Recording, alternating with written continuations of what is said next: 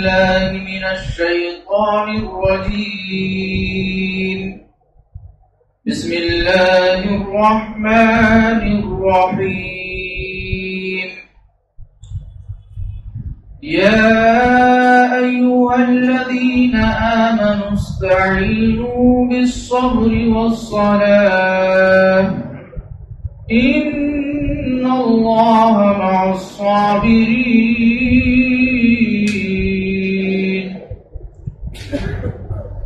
ولا تقولوا لمن يقتل في سبيل الله أموات بل أحياء ولكن لا تشعرون. ولنبلونكم بشيء من الخوف والجوع ونقص من الأموال والأنفس والثمرات وبشر الصابرين الذين إذا أصابتهم مصيبة قالوا إنا لله وإنا إليه راجعون. أولئك عليهم صلوات من ربهم ورحمة وأولئك هم المهتدون. صدق الله العظيم. محترم بزرگوں، دوستوں، دینی، ایمانی اور انسانی بھائیوں، آج کا یہ پروگرام ایک خاص موضوع اور جو وقت کی نزاکت ہے، جو حالات اس وقت ہمارے سامنے درپیش ہیں، جو مسائل وقف کے سلسلے میں، ان پر انشاءاللہ جناب سید قاسم رسول صاحب جو گفتگو ہوگی تفصیلی خطاب ہوگا، ہمارا آپ سماعت فرمائیں گے۔ ان سے پہلے درس قرآن کے لیے جو دعوت دی گئی ہے، تو چند آیات کی جو ابھی تلاوت ہوئی، انشاءاللہ اس کے تناظر میں ہم سمجھیں گے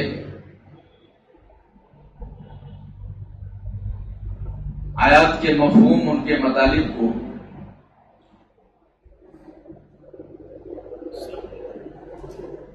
درس قرآن، ظاہر سی بات ہے کہ قرآن اللہ کا کلام ہے، یہ ہم سب کا عقیدہ ہے، ہم سب کا ایمان ہے۔ ذالک الکتاب لا ریب فیہ، یہ وہ کتاب ہے جس میں کوئی شک و شبہ کی گنجائش نہیں، ہم سب کا عقیدہ ہے۔ پوری دنیا میں بسنے والے ہر صاحب ایمان کا عقیدہ ہے، ہر مسلمان کا عقیدہ ہے کہ قرآن سچی کتاب ہے۔ آگے ہدی للمتقین بھی فرمایا کہ جب سے اس قرآن کا نزول ہوا ہے اور قیامت تک ہر دور میں یہ قرآن آپ کو زندگی کے ہر شعبے میں، زندگی کے ہر ڈپارٹمنٹ میں، یہ ہر انسان کی جو بھی اس پر ایمان لائے گا رہنمائی کرتی نظر آتی ہے۔ قرآن کریم ایک گائیڈ بک ہے جو ہماری، آپ کی، پوری دنیا میں بسنے والے تمام انسانوں کی رہنمائی کرتی ہے۔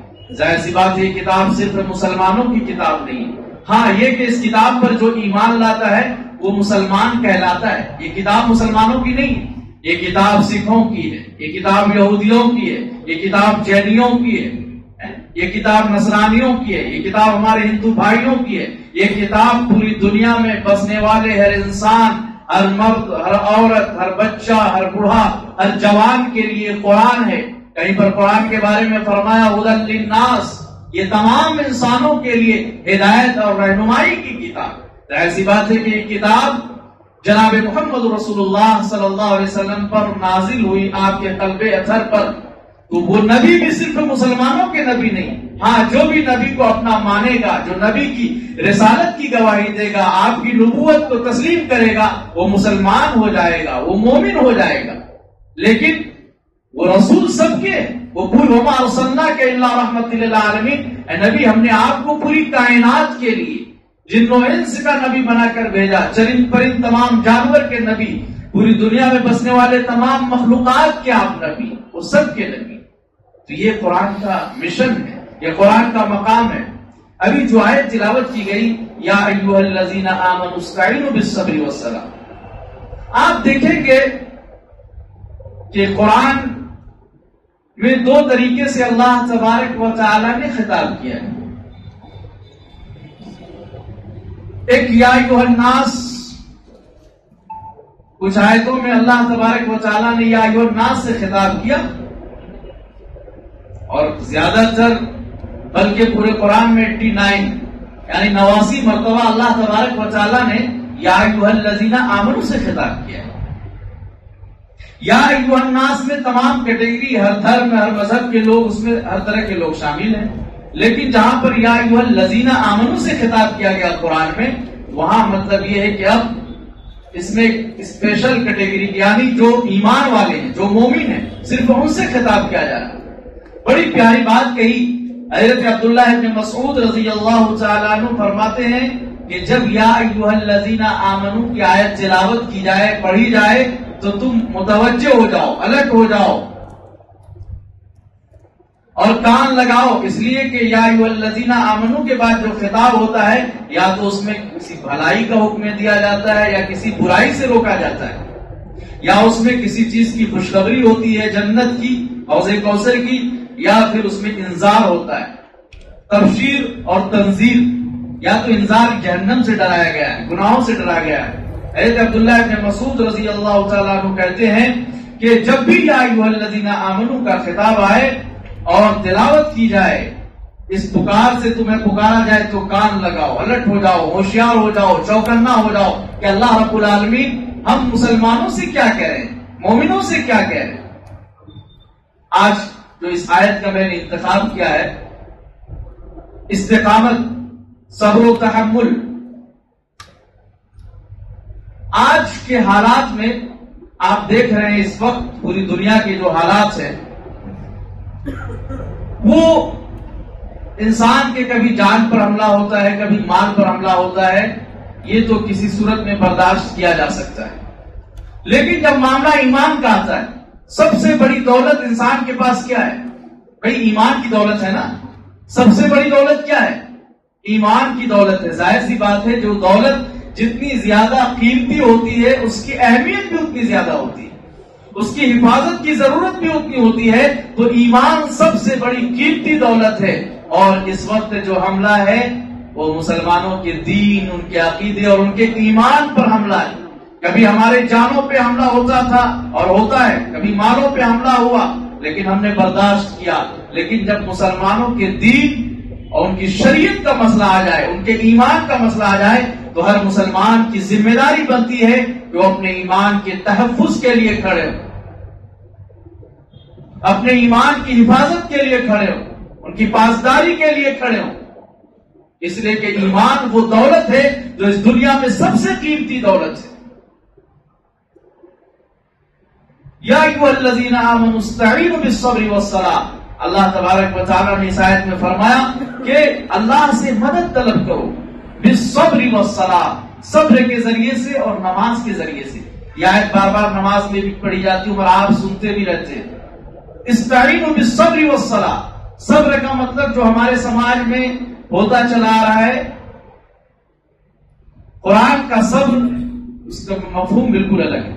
صبر کا مطلب ہمارے یہاں کہ جب کچھ نہیں کر سکتے، نیت بیٹھ جاؤ، لاچارو مجبورو، بھیا ہم صبر ہی کر لیں، یہ مفہوم ہے ہمارے سماج میں۔ لیکن عربی لینگویج میں، عربی زبان میں صبر بالکل الگ ہے۔ صبر کے معنی جمنا، ڈٹ جانا۔ الصبر اے الاستقامہ علی الصراط المستقیم، اے استقام علی الحق، صبر جو ہے حق پر جمنے کے آتے ہیں صبر کے معنی۔ صبر کی 3 قسمیں۔ صبر جو ہے ایک مطلب نیکیوں پر بھی صبر ہوتا ہے کہ آپ نیکی کے کام شروع کریں، اس پہ ڈٹ جائیں، جم جائیں۔ اور ایک صبر ہوتا ہے الصبر عن محارم اللہ، اللہ کے حرام کردہ چیزوں سے اپنے آپ کو، اپنے نفس کو قابو میں رکھے، کنٹرول میں رکھے۔ ایک صبر یہ ہے۔ الصبر علی المکارہ، تیسری قسم صبر کی یہ ہے کہ حالات جیسے بھی ہوں، ناگوار، مصیبتوں میں، مشکلوں میں، مصائب میں، اپنے آپ کو اس بات کا پابند رکھنا، اس پر اپنے آپ کو جمائے رکھنا، ثابت قدم رکھنا، یہ صبر کا مفہوم ہے۔ تو صبر اللہ تبارک و تعالی، صبر اتنی بڑی دولت، صبر اتنی بڑی دولت ہے کہ اگر انسان، اور اتنا بڑا ہتھیار ہے کہ انسان اگر اس کا استعمال صحیح طریقے سے کرے تو میں سمجھتا ہوں کہ اس دنیا کے تمام مسائل اس سے حل ہو سکتے ہیں۔ صبر کا مفہوم یہاں پر استقامت، آپ دیکھیں گے کہ صحابہ اکرام رضی اللہ تعالیٰ عنہم اجمعین نے کیسے استقامت اختیار کیا۔ جب ایمان کا مسئلہ آیا، عقیدے کا مسئلہ آیا، انہوں نے کبھی کمپرومائز نہیں کیا۔ اللہ اکبر۔ حضرت بلال حبشی کا واقعہ ہر شخص سنا اور جانتا ہے۔ استقامت کے تناظر میں آپ حضرت بلال حبشی رضی اللہ تعالیٰ عنہ ایک غلام تھے، رنگ کالا تھا، لیکن جب انہوں نے اللہ کی وحدانیت کو تسلیم کیا، جناب محمد رسول اللہ صلی اللہ علیہ وسلم کی رسالت پر ایمان لائے، تو ان کا مقام اور مرتبہ کچھ اور ہو گیا، موزل رسول کے نام سے جانے لگے۔ بلال حبشی جب ایمان لائے تو کیا ظلم کیا گیا اس کے ساتھ، تپتی ہوئی صحرا میں گھسیٹا گیا، پتھر اس کے سینے پر رکھ دیے گئے۔ امیہ بن خلف کا غلام حضرت بلال حبشی کے گلے میں پھندا رسیوں کا ڈال دیا جاتا تھا اور اوباشوں چند نوجوانوں کے حوالے کر دیا جاتا تھا۔ وہ گلی گلی محلے اور پہاڑیوں میں پتھریلے زمین پر بلال حبشی کو کھینچتے تھے، گھسیٹتے تھے، لیکن اس کے باوجود بھی حضرت بلال حبشی رضی اللہ تعالیٰ عنہ کی زبان پر احد احد یعنی اللہ ایک ہے، میں ایک اللہ کو تسلیم کر چکا ہوں، اب اس اللہ کے علاوہ میری سر کہیں نہیں جھک سکتی، میری پیشانی کہیں اور کسی در پہ نہیں جھک سکتی، میں اس رسول کا دیوانہ ہو چکا ہوں، میں اس کے رسالت پر ایمان لا چکا ہوں۔ احد احد، آخر وہ کون سی اسپرٹ، وہ کون سی طاقت تھی جو بلال حبشی رضی اللہ تعالیٰ عنہ کو مکے کی سرزمین گھسیٹا جا رہا ہے، لیکن ایک منٹ کے لیے بھی، ایک سیکنڈ وہ اپنے موقف سے، اپنے ایمان سے، اپنے دین سے پیچھے ہٹنے کے لیے تیار نہیں ہے۔ وہ صبر تھا، وہ استقامت، ڈٹے رہنا، جمے رہنا۔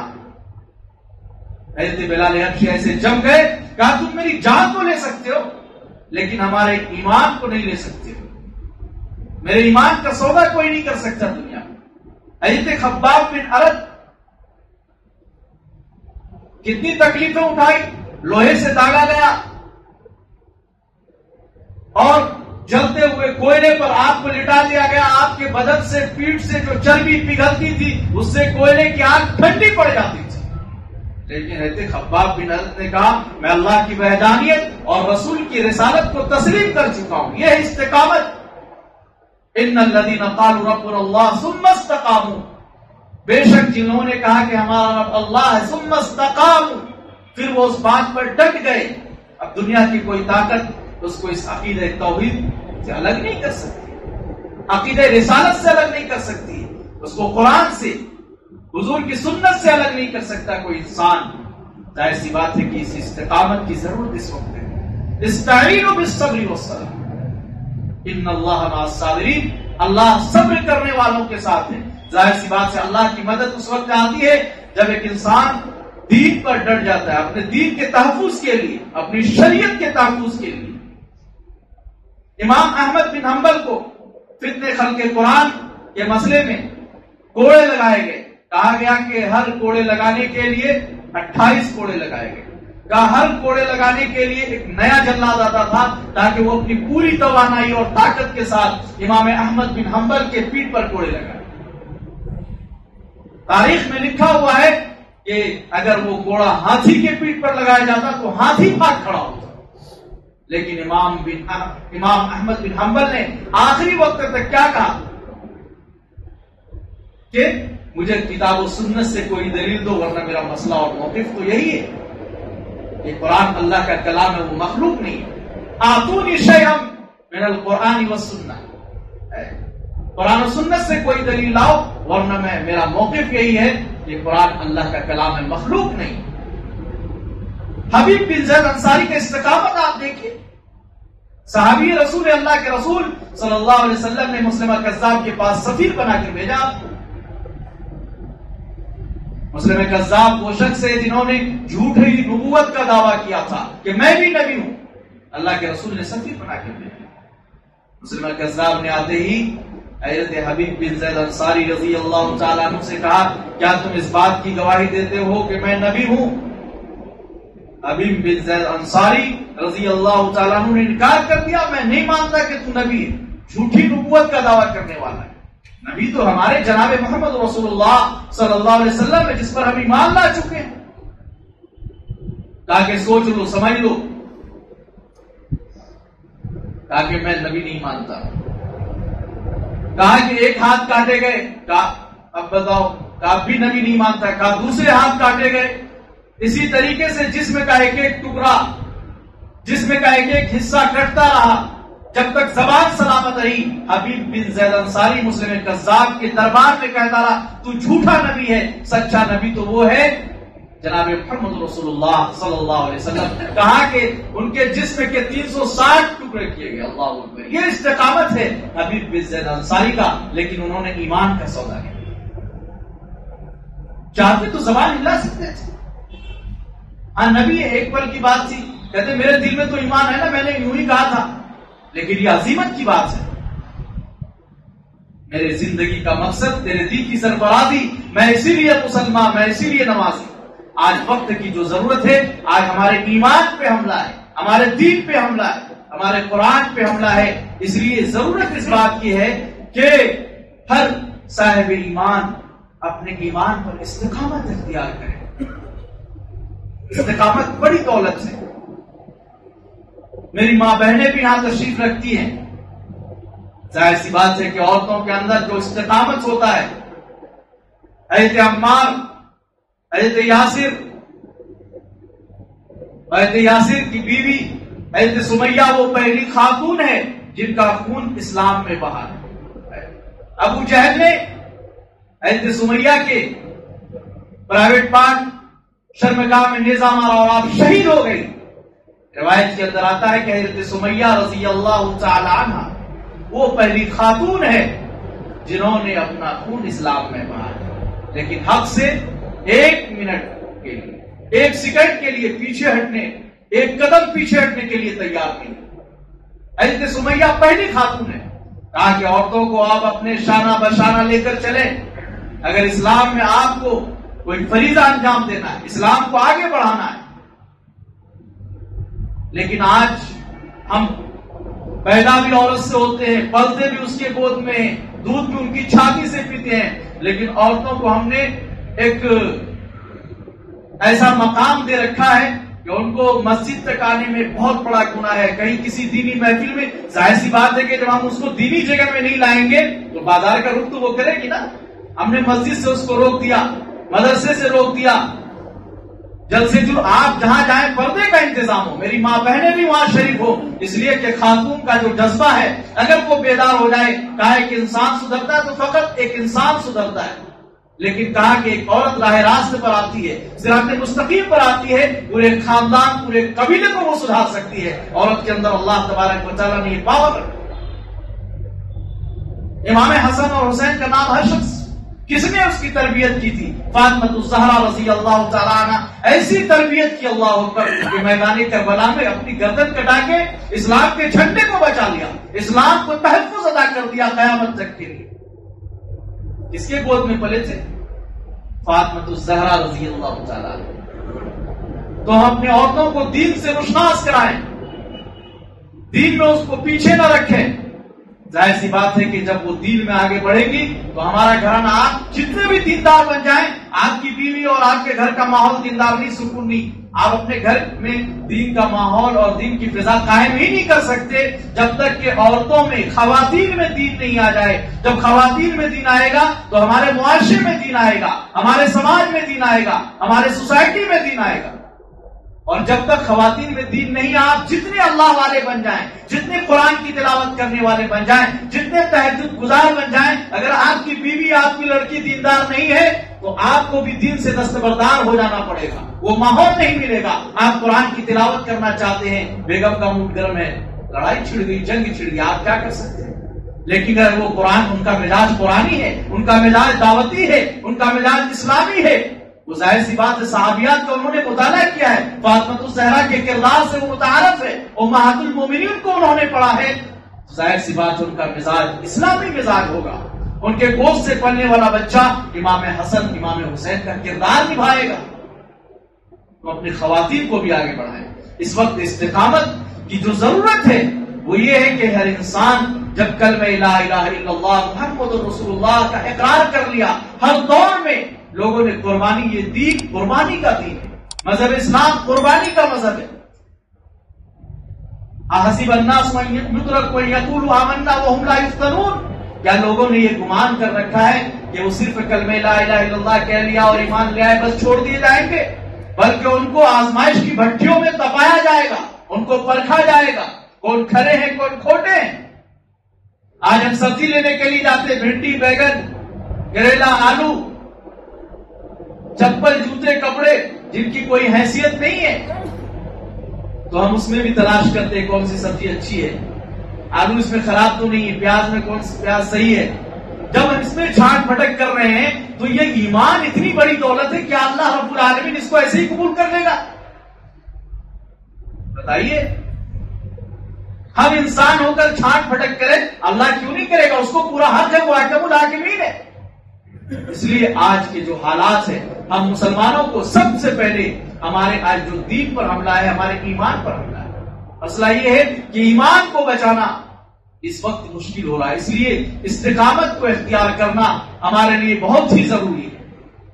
اور پھر اللہ نے تو کہہ دیا نا، وَلَنَبْلُوَنَّكُمْ بِشَيْءٍ مِّنَ الْخَوْفِ وَالْجُوعِ، حالات تو آئیں گے، ہم تمہیں آزمائیں گے خوف سے، کبھی دشمن تمہیں ڈرائے گا کہ تمہیں اس ملک سے نکال دیں گے، کبھی دشمن ڈرائے گا تمہاری نسلوں کو ختم کر دیں گے، تمہارے قرآن کو مٹا دیں گے، بِشَيْءٍ مِّنَ الْخَوْفِ، طرح طرح سے ڈرائے گا، والجوع، کبھی تم پہ راشن بند کر دیا جائے گا، تمہارے کھانے کی چیزوں پر ٹیکس لگا دیا جائے گا، وَنَقْصٍ مِّنَ الْأَمْوَالِ وَالْأَنفُسِ، کبھی بم دھماکے کے ذریعے سے، کبھی موب لنچنگ کے ذریعے سے تمہارے جان پر بھی خطرہ آئے گا۔ کیا اشارہ اس آیت میں؟ وَنَقْصٍ مِّنَ الْأَمْوَالِ وَالْأَنفُسِ وَالثَّمَرَاتِ وَبَشِّرِ الصَّابِرِينَ، لیکن اللہ نے فرمایا وَبَشِّرِ الصَّابِرِينَ، لیکن استقامت اختیار کرنے والوں کو، صبر اختیار کرنے والوں کو اللہ کے نبی آج خوشخبری سنا دیجئے، الذین اذا اصابتہم مصیبہ، جب ان پر کوئی مصیبت آتی ہے، حالات جیسے بھی ہوں، قالوا انا للہ وانا الیہ راجعون، وہ شکوہ شکایت نہیں کرتے ہیں، پیچھے نہیں ہٹتے ہیں، وہ تو کہتے ہیں کہ جان اللہ کی ہے، جان دی ہوئی اسی کی تھی، حق تو یہ ہے کہ حق ادا نہ ہوا۔ انا للہ، وہ کیا پڑھتے ہیں؟ انا للہ، ارے میری جان، میری ملکیت، میرا گھر اور میرا مکان، میری دولت، میری جائیداد، میری گاڑی، میرا بنگلہ، میرا پیسہ، میرا بینک بیلنس، میرے بیوی، میرے بچے، میرے کاروبار، میرا علم، میرا مطالعہ، میرا لباس، میرا خزانہ، سب چیز تو اللہ کے لیے، انا للہ وانا الیہ راجعون۔ اگر ہم مرتے بھی ہیں تو شہادت کر دیتا ہے، اور جیتے بھی ہیں اسلام کے لیے تو غازی بن کر جیے۔ دونوں ہاتھ میں ہمارے، جس کو کہیے آپ یہ دونوں ہاتھ میں لٹکے ہوئے مسلمان، انا للہ وانا الیہ راجعون۔ کیوں فرمایا انا للہ؟ تاکہ مسلمانوں کو مرتے دم تک یہ سبق یاد رہے کہ حالات جیسے بھی ہوں، آپ کو اپنے دین کے تحفظ کے لیے کھڑا ہونا ہے۔ آج جو وقف کا مسئلہ آیا ہوا ہے، ظاہر سی بات ہے کہ اس کا بھی تعلق ہمارے دین سے ہے، تو اس کی تحفظ کی بھی ذمہ داری ہم تمام مسلمانوں کی ہے۔ اولئک علیہم صلوات من ربہم ورحمہ، جب ایک مسلمان، ایک صاحب ایمان اپنے ایمان اور اپنے دین کے تحفظ کے لیے وہ ڈٹ جاتا ہے، جم جاتا ہے، شیشہ پلائی ہوئی دیوار بن جاتا ہے، آہنی دیوار بن جاتا ہے، دنیا کی پوری طاقت مل جائے اس کا کچھ نہیں بگاڑ سکتی۔ اس لیے کہ وہ احکم الحاکمین، مومن کی زبان پہ ہر حالت میں یہ رہنا چاہیے، ہم اس اللہ کے ماننے والے ہیں جس اللہ نے فرعون کو ہلاک کیا، ہم اس اللہ کے ماننے والے ہیں جس نے نمرود کو ہلاک کیا، جس نے شداد کو ہلاک کیا۔ ابراہیم کے مقابلے میں نمرود آیا، حضرت ابراہیم کا استقامت آگ میں ڈالا گیا، سماج والوں نے بائیکاٹ کیا، حضرت ابراہیم کو ان کے باپ آدم نے بائیکاٹ کر کے نکال دیا، وہجرنی ملیہ، دور ہو جاؤ، حضرت ابراہیم نے کہا کہ میں دور ہو جاؤں گا، آپ کے لیے سلامتی کی دعا کروں گا، لیکن ایک لمحے کے لیے، ایک سیکنڈ کے لیے حضرت ابراہیم نے ایمان سے، اپنے دین سے، اپنے موقف سے، اپنے عقیدے سے ایک منٹ کے لیے اپنے قدم کو پیچھے نہیں ہٹایا. یہ ہے استقامت. آگ میں ڈالا گیا، اور پھر اس کے بعد جب حضرت ابراہیم نے استقامت اختیار کی تو انعام کیا ملا؟ اللہ نے ظاہر سی بات ہے آگ میں جلنے نہیں دیا اپنے خلیل کو. قلنا یا نار کونی بردا وسلاما علی ابراہیم. اگر غور کریں کتنی پیاری بات ہے. کہا جب انسان ڈر جاتا ہے، اسی کو یہ ہے کہ آمنوا استعینوا بالصبر والصلاۃ، صبر جب کریں گے تو استعانت آئے گی. ابراہیم علیہ السلام نے استقامت اختیار کیا، صبر کیا کفر کے مقابلے میں، تو اللہ کی مدد آئی. آگ میں تنے تنا نہیں چھوڑا.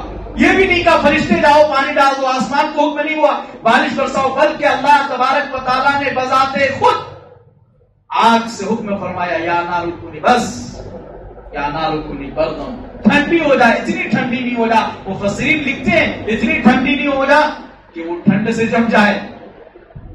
سلاما، آگ کی صفت یعنی سلامتی والی، بہت زیادہ ٹھنڈی بھی نہیں. حضرت ابراہیم علیہ السلام فرماتے، روایت کے اندر آتا ہے کہ میری زندگی میں سب سے اچھا لمحہ جو گزرانا وہ جتنی دیر میں اس آگ کے اندر تھا، اس کی کیفیت، وہ مزہ مجھے پوری زندگی میں کبھی نہیں ملا. کہا یہ ہے استقامت. حضرت موسیٰ کے مقابلے میں فرعون کیا کوشش نہیں کی، چاہا کہ بنی اسرائیل کے تمام لڑکوں کو قتل کر دیا جائے، لیکن اس کے باوجود بھی حضرت موسیٰ پلتے رہے، انہی کے دربار میں پلے، انہی کے خزانے کی ماہانہ وظیفے سے پلے. لیکن ایک وقت آیا کہ کفر کے مقابلے میں تنے تنا حضرت موسیٰ کے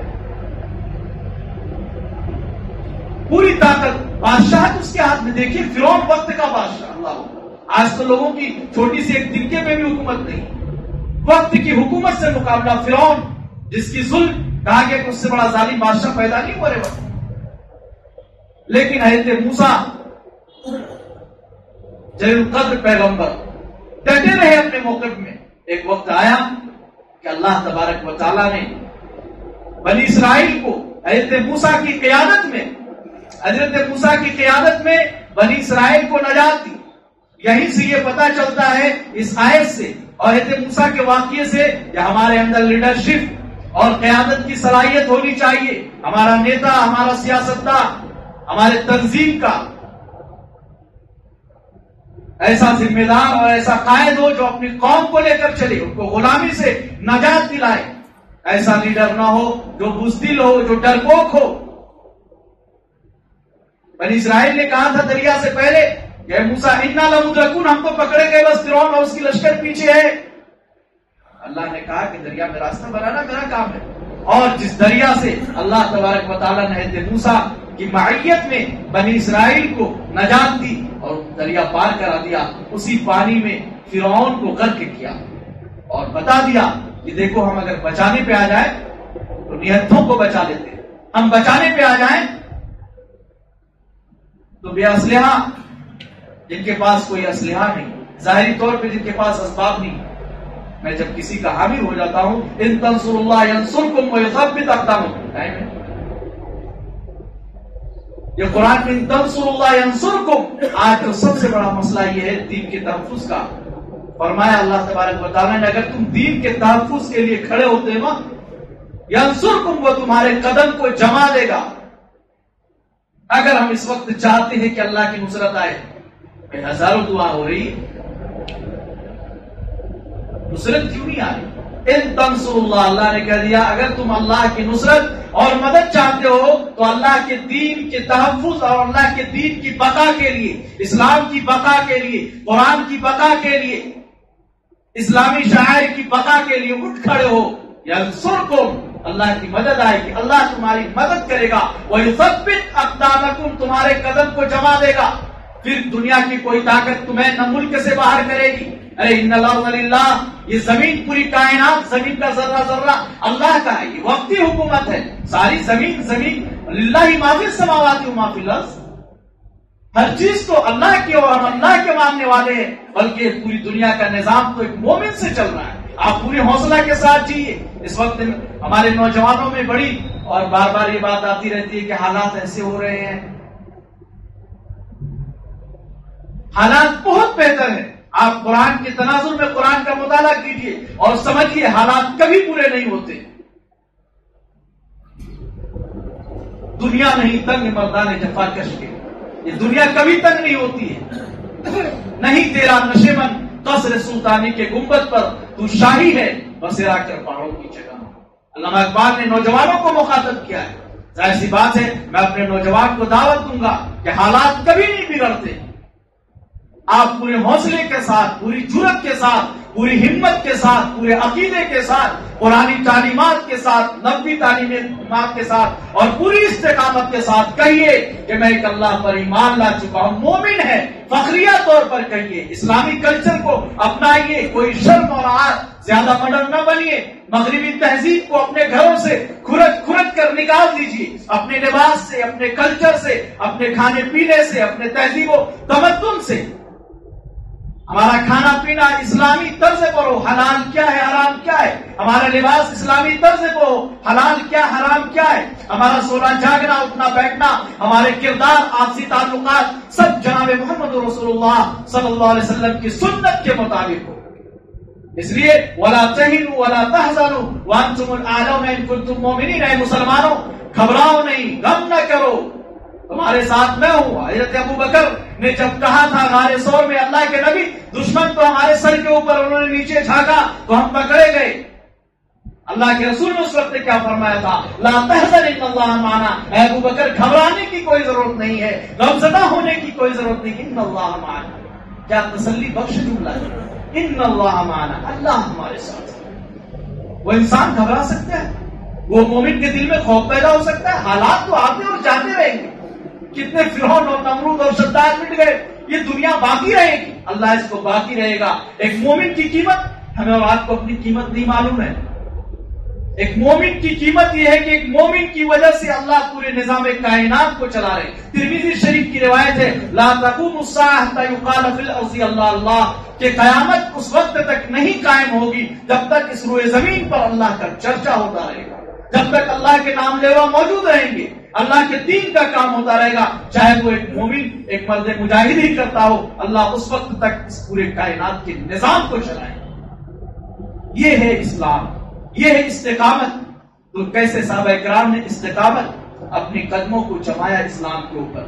تو ہمیں اپنے قدم کو گھاڑنے کی ضرورت نہیں ہے، غمزدہ ہونے کی ضرورت نہیں ہے. یہ قرآن تو تسلی کی کتاب ہے، یہ قرآن دلوں کو جوڑنے والی کتاب ہے. جب ہم اس قرآن کو پڑھیں گے جہاں بجا اتنے عبرت اور اتنے مسائل اور اتنے واضح اور مدلل انداز میں واقعات سے انبیاء کہ آپ پڑھیے، آپ کا ایمان تازہ ہو جائے گا. لیکن افسوس کہ ہم قرآن کی تلاوت کرتے ہیں، اس کو سمجھتے نہیں. افلا یتدبرون القرآن ام علی قلوب اقفالها. قرآن کو پڑھتے سمجھتے نہیں، کیا ان کے دلوں پر تالے لگے ہوئے ہیں؟ آج کسی کا لیٹر آ جائے امریکہ سے، ان کا باپ انگریزی نہیں جانتا، فوراً پریشان ہوگا، کسی ٹرانسلیٹر کے پاس جائے گا اور کہے گا اس کو اردو میں مجھے بتاؤ، ہندی میں بتاؤ، میں انگریزی نہیں جانتا. میرا بیٹا کون سی تکلیف میں ہے پتا نہیں، کیا خط میں لکھا، فوراً بے چین ہو جاتے ہیں. گھنٹوں میں ہم ٹرانسلیٹ کروا لیتے ہیں. لیکن قرآن کو نازل ہوئے 1400 ساڑھے 1500 سال ہونے والے ہیں. آج تک ہم نے اس قرآن کو سمجھا نہیں، اس کے میسج کو نہیں سمجھا. ہم نے یہ سمجھا کہ قرآن تعویذ گننے کی کتاب ہے، جھاڑ پھونک کی کتاب ہے. ظاہر سی بات ہے جو قوم یہ سمجھتی ہو اس قوم کو کبھی عروج نہیں حاصل ہو سکتا ہے. اور اس وقت سب سے آخری بات میں ختم کرنا چاہتا ہوں کہ اس وقت اگر امت مسلمہ اپنے عروج کو پھر سے حاصل کرنا چاہتی، اپنے زبان کو عروج میں تبدیل کرنا چاہتی ہے، تو حضرت عمر بن خطاب سے مروی ہے کہ اللہ کے رسول صلی اللہ علیہ وسلم نے کیا فرمایا؟ ان اللہ یرفع بهذا الكتاب اقواما ويضع به آخرین. کہ اللہ اس کتاب پر عمل کرنے کی وجہ سے، اس میں تدبر کرنے کی وجہ سے، اس کے احکام کو نافذ کرنے کی وجہ سے اللہ قوموں کو بلندی عطا کرتا ہے. جو اس کو پیٹ پیچھے ڈال دیتا ہے، جو اس کے احکام کو ٹھکراتا ہے، اللہ اس کو زوال ڈھکیل دیتا ہے، گمراہی میں ڈھکیل دیتا ہے. ہم نے قرآن کے ساتھ کیا سلوک کیا ہم خود ہی سمجھ سکتے ہیں. اس لیے میں اپنے مسلمان بھائیوں سے کہوں گا، اپنے ماں بہنوں سے کہوں گا، وہ قرآن کو پڑھیں، جس زبان میں جانتے ہیں اس زبان میں پڑھیں. انگریزی میں پڑھیں، ہندی میں پڑھیں، فارسی میں پڑھیں، جس زبان میں، ہندی میں پڑھیں، ہر زبان میں الحمدللہ نیٹ پر قرآن موجود. آپ پڑھ سکتے ہیں. اپنے بچوں میں اچھی تعلیم اچھی تربیت پیدا کریں، ان کو صحابہ کے استقامت کے واقعات سنائیں، ڈرائیں نہیں کہ وہاں بم براشت ہو گیا ہے، یہ بڑی برائی آ گئی ہے، ڈرائیں نہیں کہ فلاں حکومت ہمارے خلاف، بھیا بچ کے رہنا، سڑک پہ جا رہے ہو، اسکول جا رہے ہو، یہ منفی ذہن، نگیٹو نہیں، ہمیشہ پازیٹو سوچیے. ارے اللہ آپ کے ساتھ ہے، پوری دنیا خلاف ہو جائے لیکن خدا آپ کے ساتھ.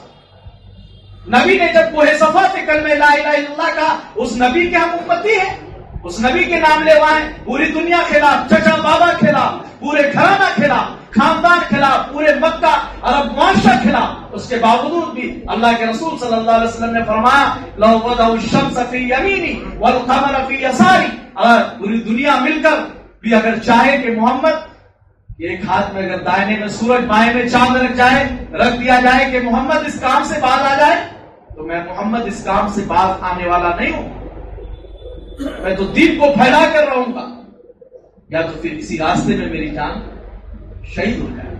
یہ جذبے کے ساتھ ہمیں جینا انشاءاللہ، اور اپنے کلچر میں، اپنے گھروں میں اسلام کو نافذ کرنا، اور استقامت، اپنے بچوں کو بھی استقامت کے واقعات سنائیں، جس سے حالات اللہ تبارک و تعالیٰ سے امید رکھیں، دعائیں کریں، اور اپنے آپ کو زیادہ سے زیادہ بھائی چارہ پیدا کریں، لوگوں سے مل کے رہیں، ہم آپس میں مسلمان ہیں، اور واعتصموا بحبل اللہ جمیعا، اللہ کی رسی کو مضبوطی سے تھام لیں. قرآن کی بنیاد پر، نبی کی بنیاد پر ہمیں امت ہے، آپس میں اللہ تبارک و تعالیٰ سے دعا کریں کہ جو باتیں کہی گئی ہے اللہ تبارک و تعالیٰ ہمیں کہنے سننے سے زیادہ عمل کی توفیق عطا فرمائے. وآخر دعوانا ان الحمد للہ رب العالمین.